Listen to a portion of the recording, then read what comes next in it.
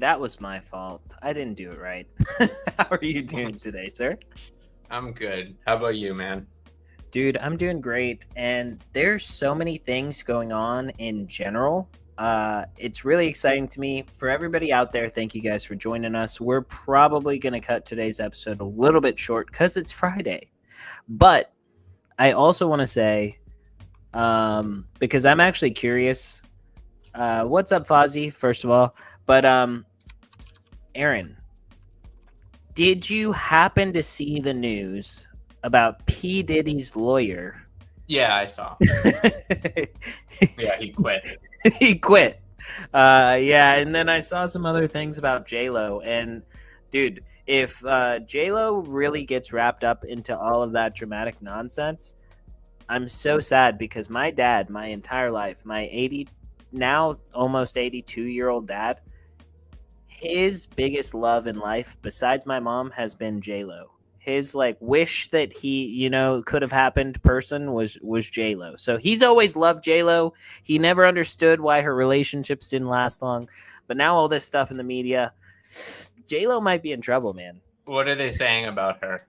They're saying that she was present and involved in the violation of children throughout this whole thing. Okay. I mean, I think what we're going to see is that people are going to be removed from the list rather than added, because I think a lot of people, like A-list celebrities, are going to get in trouble or at least mentioned. Yeah, that's fair. That's fair. But anyways, yeah, I mean, there was that picture. I don't know if you saw that picture. But anyways, I don't want to get into that kind of drama. But there's a picture of J-Lo amongst the stream of people. Apparently, there was tens of hours, maybe even hundreds of hours worth of recordings, so tapes. So P. Diddy recorded a lot of this stuff. So there is video evidence of things. But anyways, that's not the dramatic thing that I want to get into. The big dramatic thing that happened today was the Bybit hack, man. Yeah. Did you see that? $1.4 billion. It's the biggest hack ever in crypto, right? Yes. Confirmed. It's 16% of all of the hacks in crypto ever in this one hack. Yeah. I haven't looked into it. Did you look into it? Do you know how it happened? So I can't like tell you the technical aspect of why or how it happened, but what I can say is that so I saw earlier today Arkham Intelligence put out a bounty, a massive bounty on it, and literally 2 minutes after Arkham put out the post, then Zach XBT had his comment on there. He was like, "Yep, I already submitted all of the information that you need," and I Lazarus Group, right? Yeah. What? Yeah. It was Lazarus Group. Yeah, and then somebody was like, "Damn, Zach, you got it so quick. Was it?" He said, "Does it really matter if it's just a nation state that nobody can do anything about?" And then the guy was like, "Was it Lazarus Group?" And then he was like, "No, it was Kelsey or whoever the one was for Libra," being sarcastic. Yeah, Hayden Davis. Yeah, and then so that was his response, but obviously everybody retracted from that it was Lazarus Group. So I mean, yeah, biggest hack ever, Lazarus Group. Did you see? Well, you said you didn't see too much into it, but there were 3 things I thought were just kind of interesting and sort of hilarious in a bad way. Was the CEO and everything of Bybit went on to a whole space for a while, and it was answering questions about things live, which is great. This is what somebody should do. But then somebody asked the question of how many people were affected, and he was like, "Oh yeah, everybody." And then later there was a statement that was put out that was basically, we hold everything 1-to-1, so yeah, I saw that. This isn't a problem. And then somebody's comment was, well, if you hold everything 1-to-1 and you lost $1.4 billion, how does that work? Does that mean that you were holding things 2-to-1? And the answer there was, it was apparently 70% of all of their profit that they made on every Ethereum trade, ever over the year. Oh, okay. Yeah. I mean, I don't know how they'll be covering this, so That's a lot of money. They I'm said trying to figure out how it happened. Sifu. But you're trying to figure out how it happened. I wonder if Grok knows. Have you used DeepThink DeepSeek or Deep Search? no? We talked about From this Grok? yesterday. So it's super interesting. Grok 3 has this deep search mechanism, which when you use it, it actually shows you all the sources and everybody that's like everything that it looks at. You can see its train of thought. Nice. That's cool. I found it anyway. Okay. What did it say? It They said use it's a hot wallet. yeah, so no, the exchange, they did it from the exchange's cold wallet, which that's how they stole it. They used a masked UI and URL. So like they spoofed what they thought the person controlling the cold wallet would be doing. So they like they basically the transaction that ran, it looked like they were connected to something else, like fake, like right. Yeah. And then they interacted with a smart contract. That smart contract gained control of the ETH cold wallet and drained the funds. So absolutely, like it seems like an absolutely beginner mistake. I mean, it was probably a high fidelity and like well thought out plan, but like it's crazy that 99% of these are just like the 99% of losses across the board are almost always social engineering, and I think this falls on it. This is like phishing. Like they you get an email, like. You open it up, you click on the link that they sent to you, and then you're just a victim. This is yeah. Anyway, I mean, ETH tanked a little bit after this, but not as bad as I thought it would. So that's fine. Well, part of the community was saying that they're going to have to purchase all this on the market. Oh, interesting. So like they were saying, like, I don't understand why the price is going down. This is bullish because they have to purchase all this in order to give it back to the customers. Yeah, I mean, right? Yes, that's true. I guess. I mean, it's like a bank. I think they probably operate like a bank as much as they don't want to admit it, and they'll only go. They have a certain amount that you can withdraw up to. But I mean, I heard there was a gigantic amount of outflows after this from Bybit. So yeah, I mean, I would too. I mean, remember the whole FTX fiasco? We actually went on a tangent about like SBF because he's trying to get clemency right now from the Republican Party. So he's like cozying up to them, even though obviously he like gave hundreds of million or $100 million or whatever to the Democratic Party in order to like get his stuff pushed through and to try to get off on a lighter sentence. We talked about Caroline Ellison. She only got 2 years. And the judge actually said that she was very, very, very cooperative. So it was kind of an interesting thing. Yeah. Yeah. I mean, I wouldn't see her not being cooperative, right? So yeah.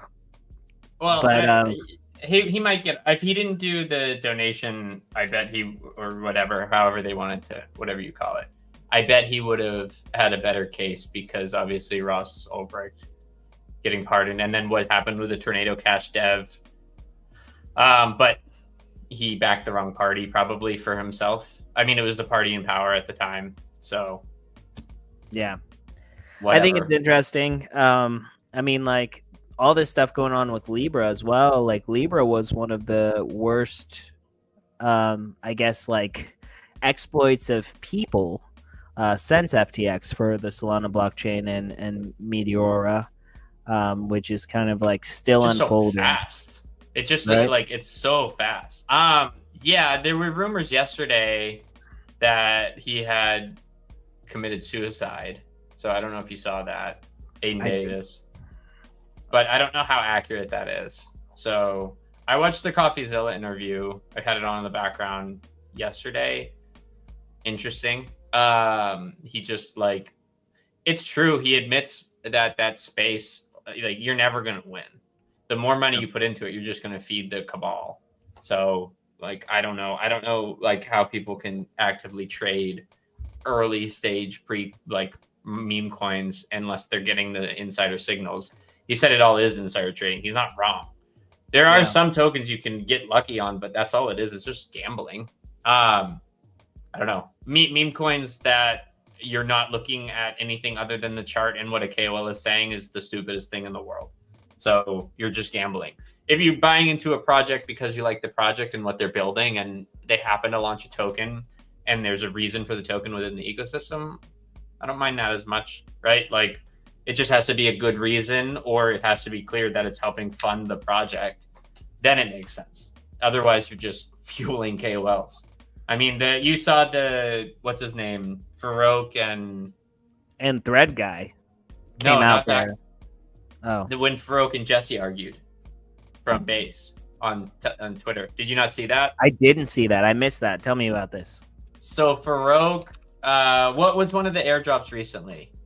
So one of the airdrops happened, and he goes, "Yeah, I'm selling. Thanks for this. I sold.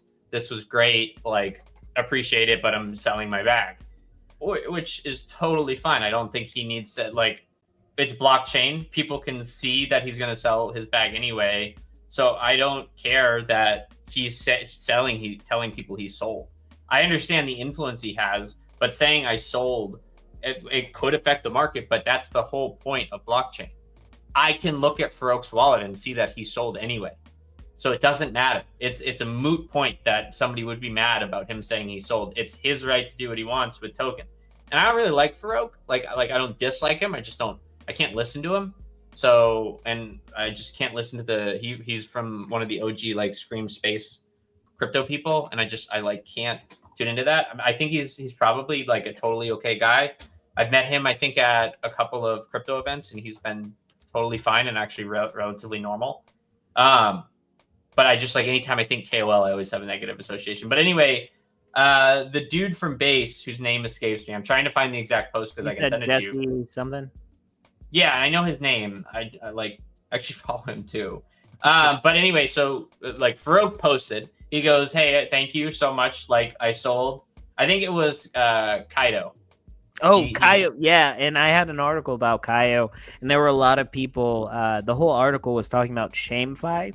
A lot of big players in crypto were like shaming people for their selling publicly. I mean, yeah, that's which like, who cares? Like, they're allowed to sell. It's a there's no lockup. Like, why would I be shamed for selling an asset that can be converted to something else? And that's yours.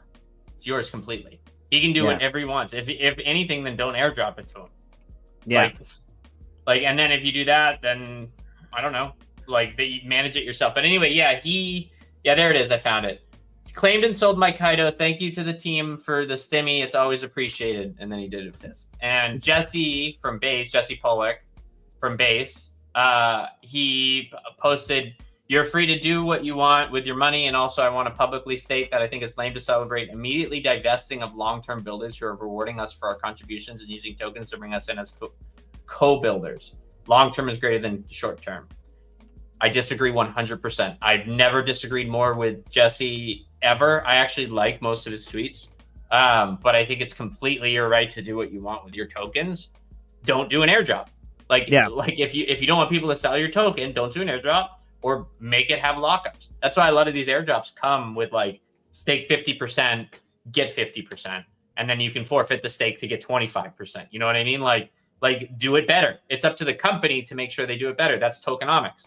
And that's economics 101. If something's worth, I think it has value, and I don't want to risk it on this company. There's a million crypto companies, then I'm going to sell it.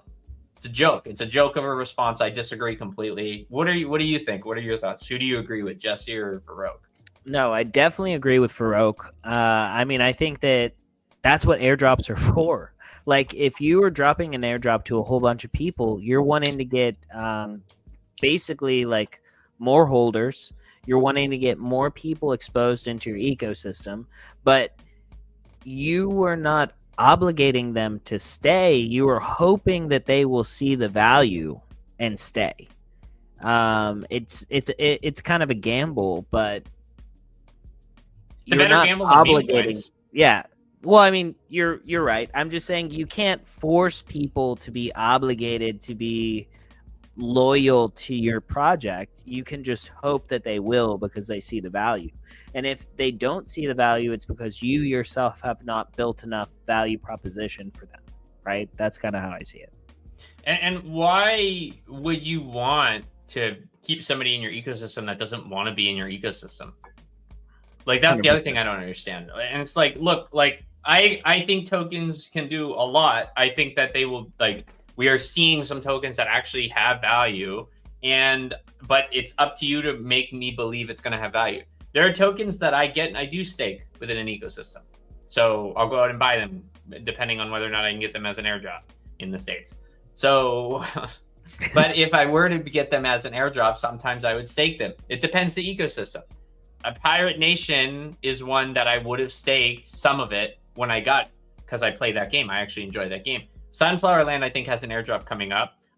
If they have a staking system, if I were to get an airdrop and I'm allowed to, I would probably stake some in that ecosystem. I know I mentioned 2 GameFi projects, but I play games, right? So I also do some DeFi tokens, and I do have DeFi tokens, and I stake those, and I stake them for a long time. Like Aerodrome, I did like a 4-year lockup because I wanted the benefit of being able to actually go and look at votes and explore their ecosystem. I like Aerodrome. It's on base.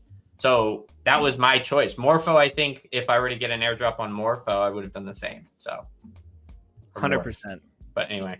So there's several things that I forgot to do. So I'm going to try to do them now, and then we'll catch up. So the first thing is, for everybody out there, if you're planning on going to Rare Evo, we have a discount code, which is Crypto Nightly.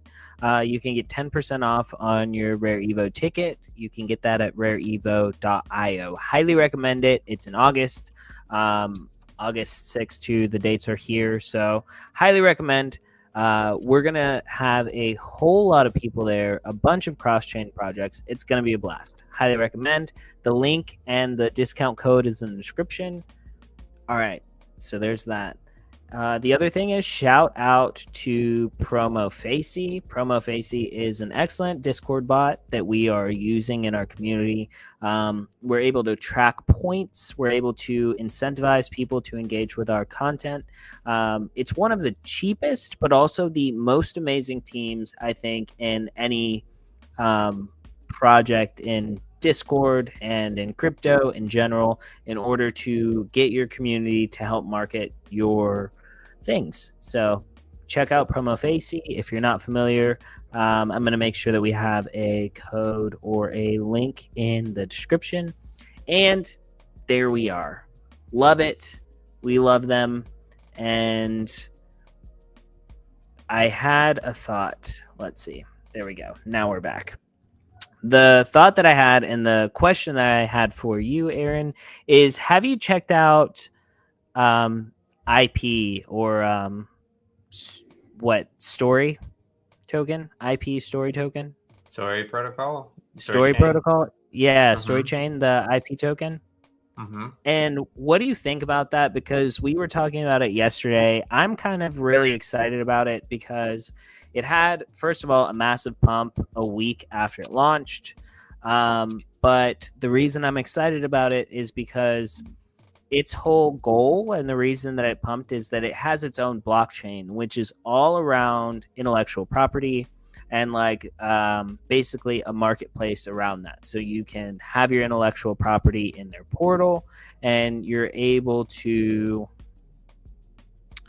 look if anyone has a problem. So this is true with Promo Frezy. If anyone has a problem getting points, contact the team to reset your account.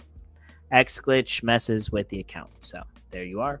And we definitely will help anybody that has any problem with getting points on Promo Frezy. But what I was going to say is I think IP is like a very niche use case for crypto. So I'm kind of bullish, where I used to be bullish on VET because it was very much just a supply chain management. That was the biggest promotion, go-to-market, like clear use case that VET had at the beginning.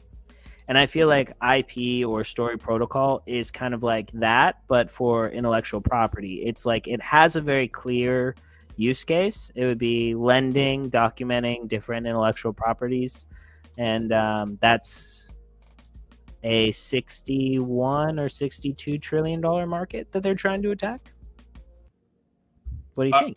Have you explored the ecosystem, or did you just look at the token? Yeah, okay. So I haven't explored the ecosystem. I've just read about what they are claiming to be trying to build. Right. And then so that is just they're trying to build a portal for people to put all their intellectual property in it and be able to lend, borrow, and have all of the like contractual obligations kind of happening autonomously through their marketplace with AI as well to track where it all goes and how it's being used. Nice. How many more buzzwords do you think you can get in there? Well, I mean, that's a good question, but I mean, like, I think it's cool. I think it's a cool idea. Yeah. So I met the story team. They were nice, like a year and a half, 2 years ago. Before I think they were just the protocol level, right? Let me make sure. You fumbled because they pumped hard. Well, if I were to get an airdrop, I would have sold. So is what the word I'm gonna say. So, and here's why I would have sold. I always talk about how chains need a niche. I think that's the first check mark, right? Like you can't release a chain today unless you either have adoption of some sort, and hopefully it's business adoption because the business will bring consumers, or you have a niche. And the niche would be, obviously, if you have the adoption, your niche is that customer base, right? Like that's how business works. But a lot of these chains that are launching don't have a niche, and they struggle to get to market and maintain. Berachain had a very large hype cycle, did very well acquiring test users. We're seeing something very similar with Monad, right? Their test campaign's running, and they have a ton of projects that you can already explore. Story had a few projects you could explore, but none of them were fully checking the box for IP for me. So I explored their ecosystem. I've talked about IP a bajillion times on chain. You know, I built something in that space. That's why I was talking with Story Protocol back then. And then they announced the chain. I was like, I don't know if this needs to be a chain. I think it needs to be a protocol. I get why they went the chain route. It's easier to get raise funds from investors, to like run a business. If you have people interacting on your chain, you have constant revenue. But I went and explored the ecosystem after launch, and there wasn't anything that like checked that box for me. I wasn't satisfied. And I've talked about a lot of chains that I interact with. And I think Story Protocol is going to figure it out because they have the niche, but I don't know if they're going to be able to maintain their user base. So I'm watching as Berachain's user base is maintaining slightly. More people are more interested in the token. And I'm watching other chains maintain a user base. I don't know what people are doing on Story. So you don't hear about things like in back channels as to what I should be doing on Story. Their go-to-market after their launch, I think, has been slightly lackluster. So I was surprised the token was pumping. Now, that said, I love what they're going after, and I think they're a good team to tackle it. I mentioned I spoke with them. They're very competent. I think they're great, and I think they probably are, very well. I know they're in a good position to tackle it, but I'm not invested in their ecosystem, and I hope I'm proven wrong in that decision because I want to see IP be put on chain, and I want to have an easy mechanism to do so. So that's my take. So are you in it? Are you in the ecosystem at all? So I'm not in the ecosystem, but it was like ironic that this sort of happened at the same time that I spoke to Alex, one of the creatives for Clementine's Nightmare. And during our conversation, I talked about, I guess we talked about how it would be really interesting, right? The original idea behind Clementine's Nightmare was to be able to like split up the value of IP among the like community. And then, if things take off, then that value is held by the community. So we were talking about this, and I was like, yeah, it would be interesting if there were a project that were similar to that, like a Toy Story, like a Star Wars or something like that, where it took off. And what they did was they divided the value of like the end goal IP. So like, some of those are multi-billion-dollar intellectual property.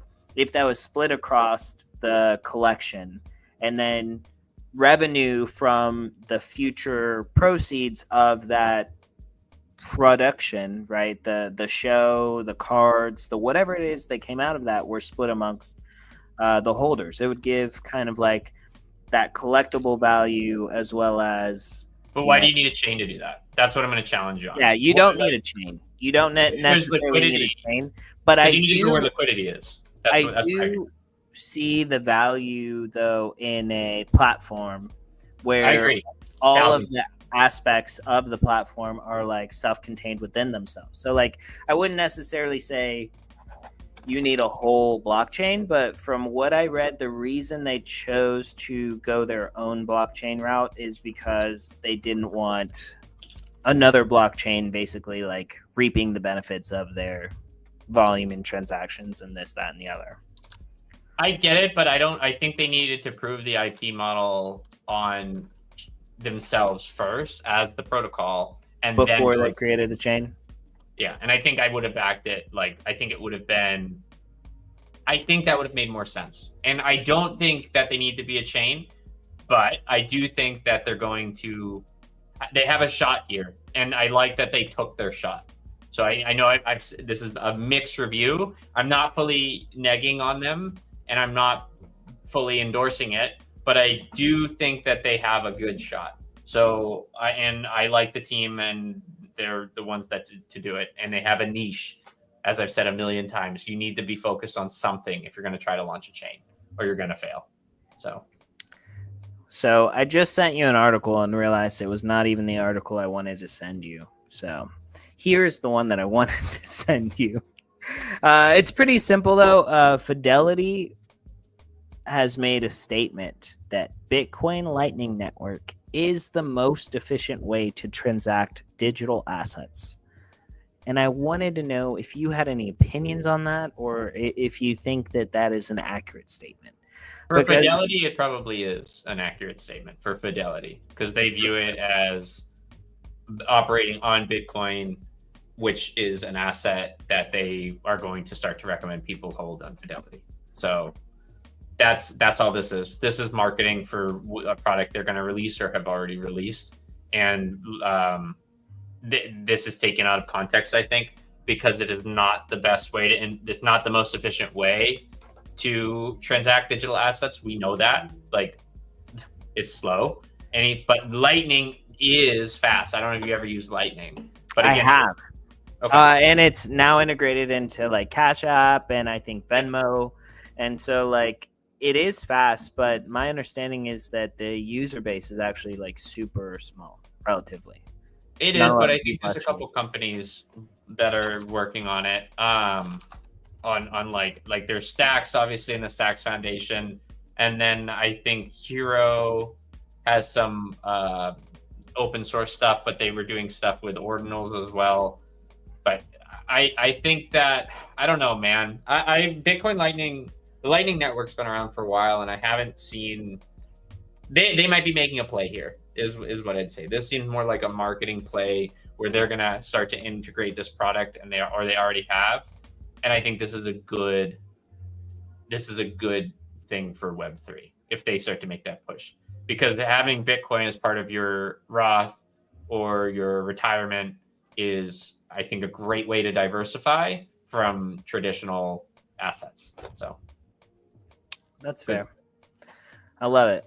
So now that I've, I guess, taken over the majority of the conversation, I want to say shout out to Coinbase's legal victory, right? Because they just basically, all of the charges and everything are about to be settled by the SEC. And there was a really funny meme put out by Brian Armstrong of Coinbase where it was like a picture of a like a cowboy, like about to have a duel, and it said, gosh, I'm not going to get it 100% right, but it was basically like, tell us, or you're breaking. I remember it. It was like, tell us what you did wrong. Yes. Or so that's what we did wrong. And he's like, what do you think you did wrong? Exactly. And so that was exactly what the entire Coinbase suit was about. I mean, they never really had anything solid. They never gave any explanations for anything. So the fact that this is getting thrown out is going to be massive for the entire crypto industry.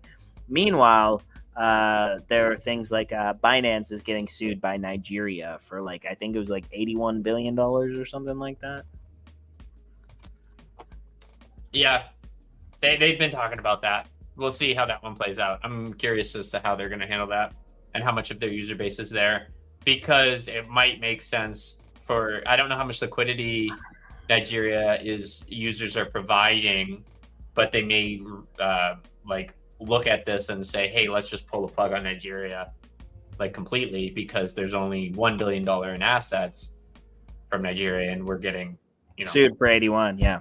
Might as like well cut our losses. Like, there's no point in even settling at that point. So I don't know how they'll handle that. That is interesting. But it could end up being, I mean, it's bad for crypto anytime that happens, but the win with the SEC is absolutely amazing. Awesome. So, but we should cut this short. I've got to go. 100%. No, me too. So thank you all definitely for joining us. This has been a blast. I'm really excited to put out my interview with Sabina. Sabina is a Dude, I saw that clip. marketing wizard. She says a lot of really interesting things. It's a really great conversation. She also has ADHD, which I do as well. And then so we went on a little tangent where it's kind of like a superpower, as long as you understand it. But if you don't understand it, then it is not a superpower. It is definitely something that can be detrimental to certain people. But it was a blast. It was a great conversation. But thank you so much, Aaron, for joining us. Everybody, thank you for joining us. Make sure to like, subscribe, share, and check out the TikTok. We're building on the TikTok. The TikTok has been growing exponentially, considerably more than YouTube. But if you're on X, come over to YouTube. Check out Crypto Nightly. Give us a follow, a subscribe, and we appreciate you. So there we go. Any final thoughts, Aaron? No, I saw the teaser. I was able to watch the clip when we had the intro going because he sent me a teaser clip. And it was really good. I think that's going to be a good episode. Excellent. We love that. All right, peace. We'll see you all later. Bye.